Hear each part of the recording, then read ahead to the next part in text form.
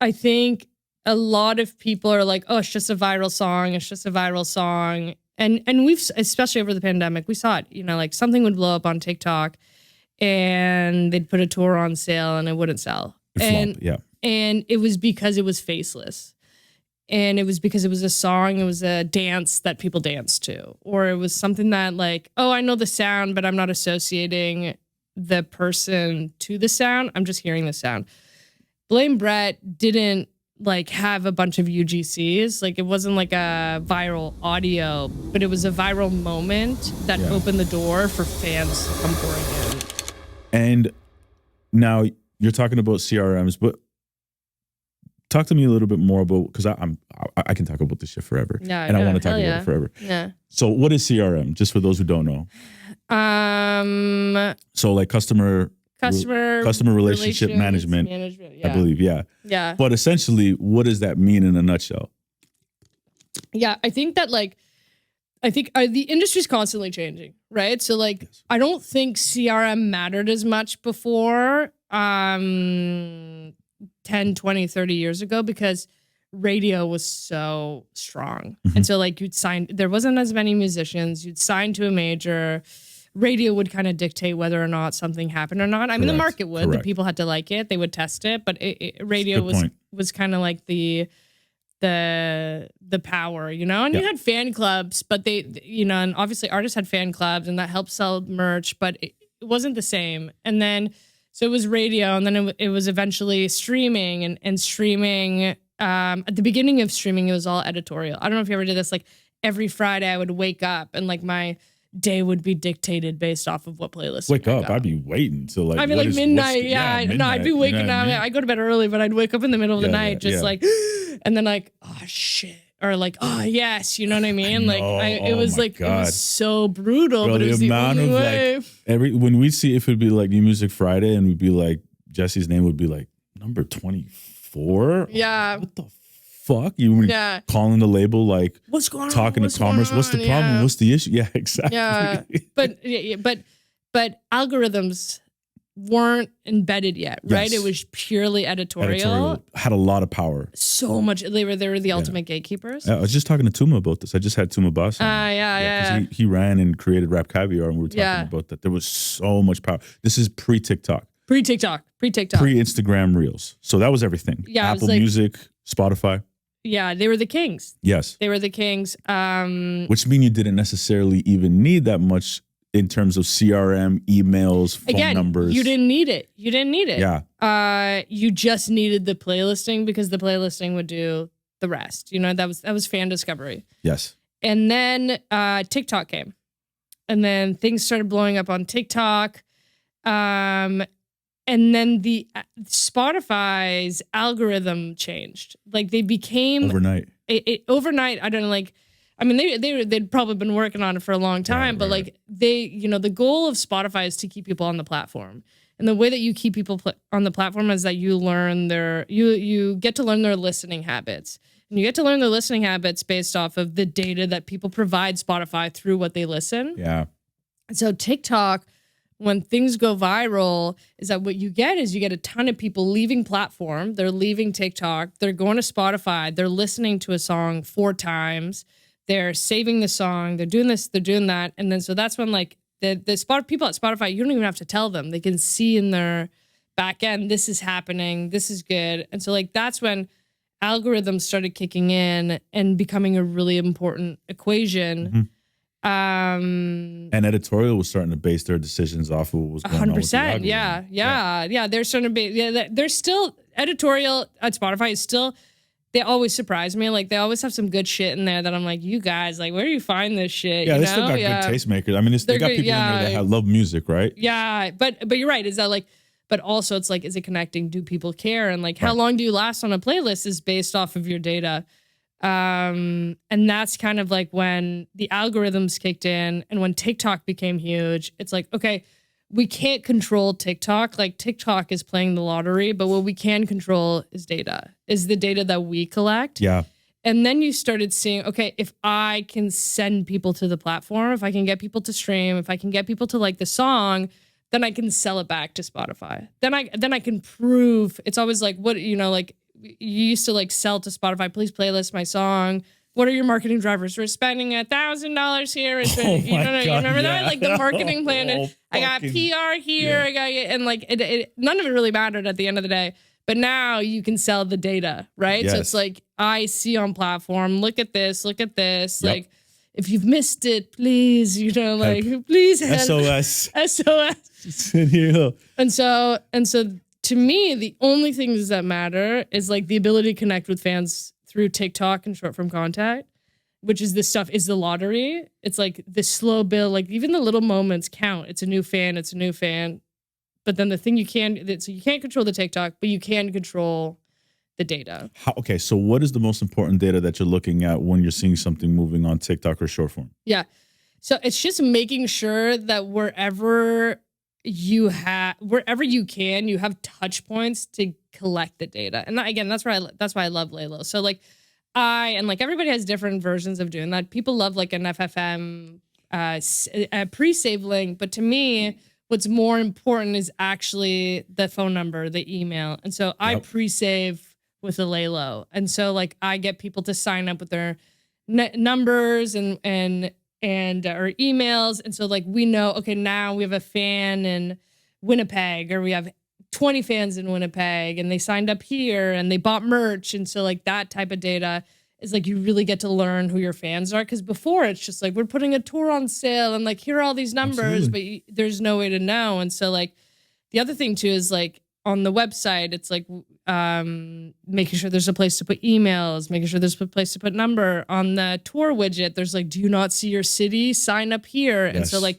every day you're constantly getting like, if something's going viral, people go to the website, they go to the Instagram, like they're looking for ways to see the band. They're looking for ways to sign up. And so like just making sure that it's very easy for people to provide data, and then like doing all the fan engagement things that you can possibly do in order to collect that data. And like the band, like they're pros, like they'll, like something will happen and they'll be like, put it on Instagram, collect data. Like we'll give away anything at the handkerchief, put it on Layla, like put it on Instagram, collect the data. And so it's just like, what can you do to make fans a part of what you are doing? And a lot of that's fan engagement. And a lot of that, again, like I could come up with a million strategies. It's the artist that has to be the face of it. It's the artist that has to connect. It's the artist that has to be the one going to the fans, doing the work, having that special moment with fans in order to do it. And then behind, we're just like, collect the data that's happening.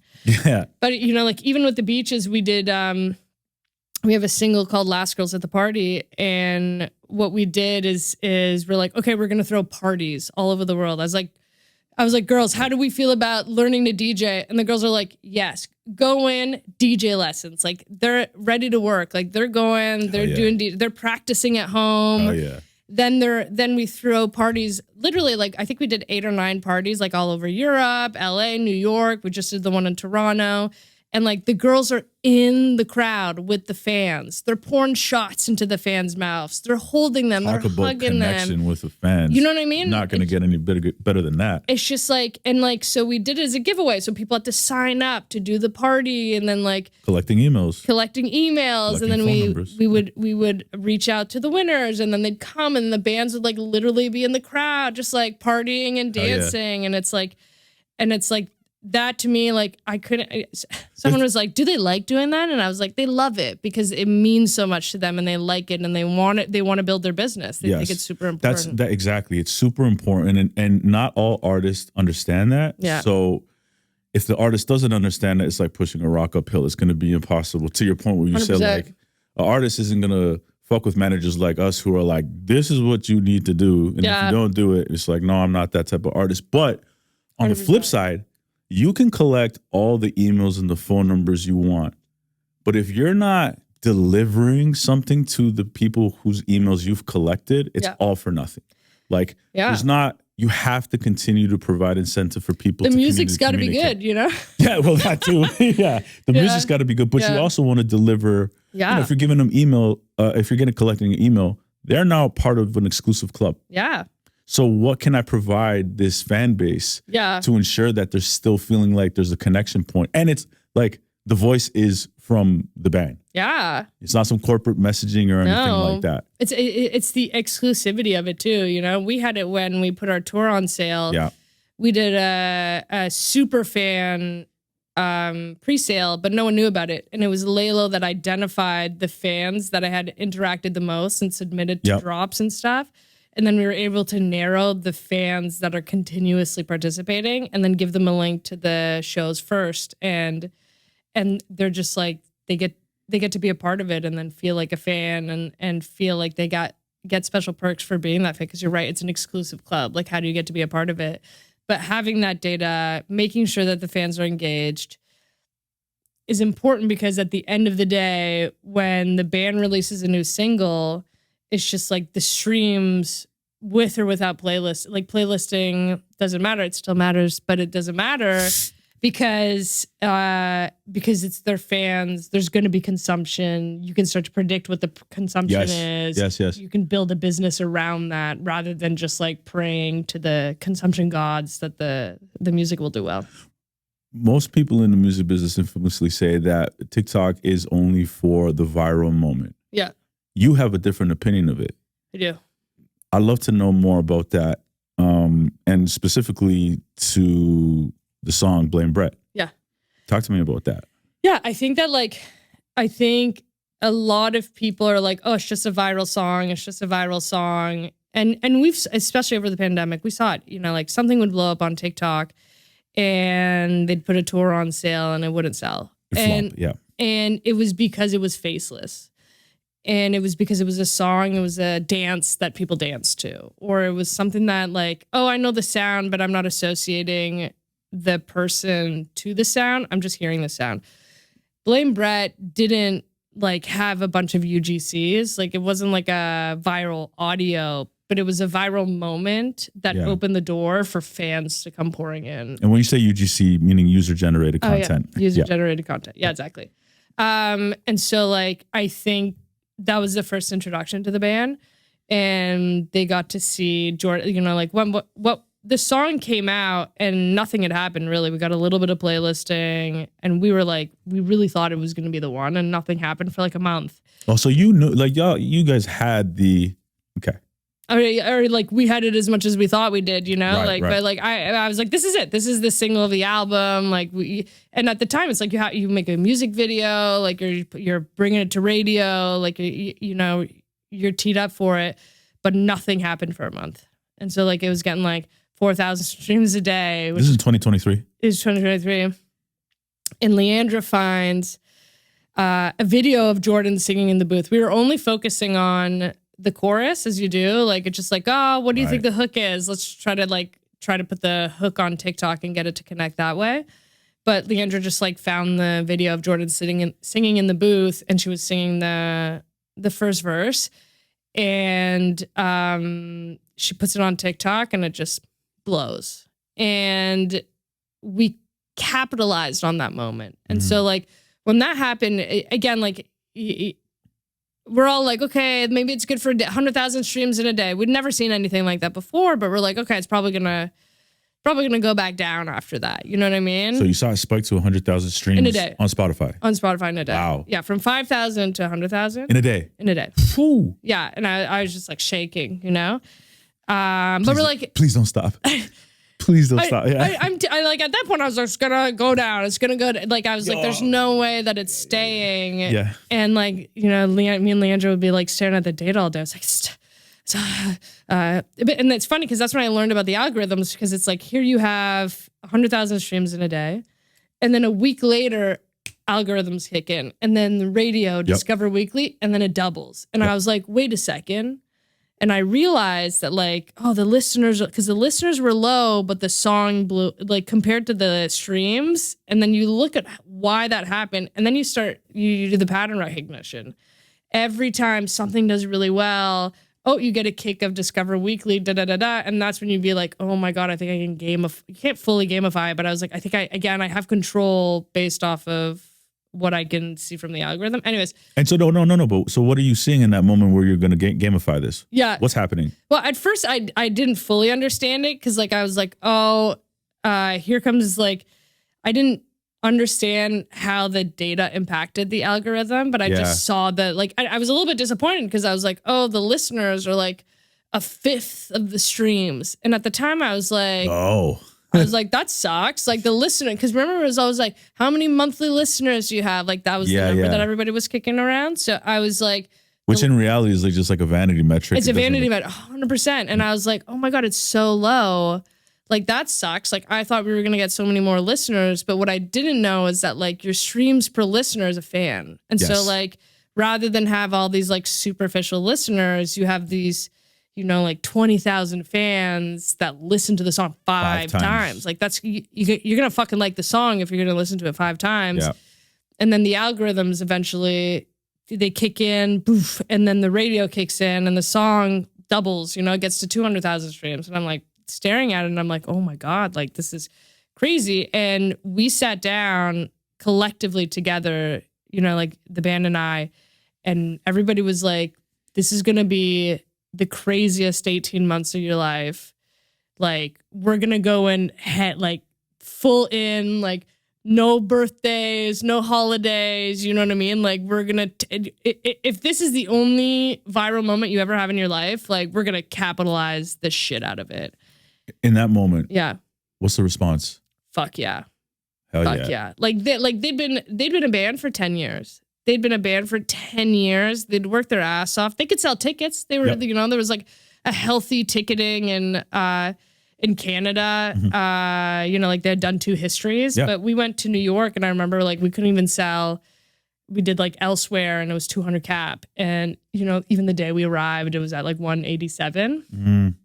And so I was like, and we're like, we're going to work the shit out of this moment. And so like whatever level that you land, like once the moment's over, we're going to land at a new level that hopefully can help sustain your career for the rest of your lives. And like, again, like it's them. Like they were like, we're going to go. What we've been working for. We've been here for 10 years. This is what we've been doing for 10 years. Like they were seasoned to do it. Like, and people would see them live and they'd played for 10 years and people were like, holy shit. They're incredible. Yeah, they're great. It was super tight. And it was funny because, and I say this with love and they would agree with me, is like, I don't think people thought the Beaches were cool at the beginning. You know what I mean? And I think that like, it was like, we changed the music, they changed the brand, they like really stepped into their own, they became themselves, they did everything independently. And then the viral TikTok happens and it's like, all of a sudden Canada's like, wow, the Beaches are, it's like like, you know, the hot girl that she takes her glasses off and then she just in Never Been Kissed, you know, when she like comes down the stairs, she takes her glasses off and all of a sudden she's hot. Like that's what happened to the Beaches. And everybody were like, whoa, they're so hot. And I was like, yeah, they've always been hot and sick, but it's just like, it took that moment of reinvention and virality. It's 100% true. Because even from my perspective, I remember hearing about the Beaches in 2015, 2016, maybe a little bit later. And truth be told, it's also not my scene, but I don't hear anything about the Beaches for years. Yeah. And then all of a sudden, in the last 24 months, 36 months, I can't stop hearing about the Beaches. Yeah. It's like, oh, they're back. And not only are they back, they're crushing. Yeah. They're doing amphitheater, Budweiser stage. Like it's going crazy. So what do those, if you don't mind me asking, I love, because you know, if you watch the podcast, we get into the weeds and I love getting into the weeds. What is that looking like those 18 months when you have that viral moment with Blame Brett? Yeah. I mean, transparently, like I almost killed them, you know, like I think at the end of the 18 months. What's his name? Shep Gordon. Yeah. You know, if you're, you know, a good manager will potentially kill their act. I never heard that. Yeah. Shep Gordon, who's managed Alice in Chains. Oh, Supermensch. If you ever get a chance, watch the documentary. I need to watch it. Yeah, I need to watch it. I'll send you the link. And that's funny. I literally almost killed them. Like at the end of last November, they're like, that's enough. You know, like Jordan had a whooping cough. I didn't even know you could get that. Like, what is that? It's like, you know, you get vaccinated as a kid for it. And then very rare instances, like we were in LA, everybody's dying. Everybody's like fed up. Yes. Everyone's like weak, you know, like almost on the verge of quitting. So it was a crazy 18 months, but they said yes to everything.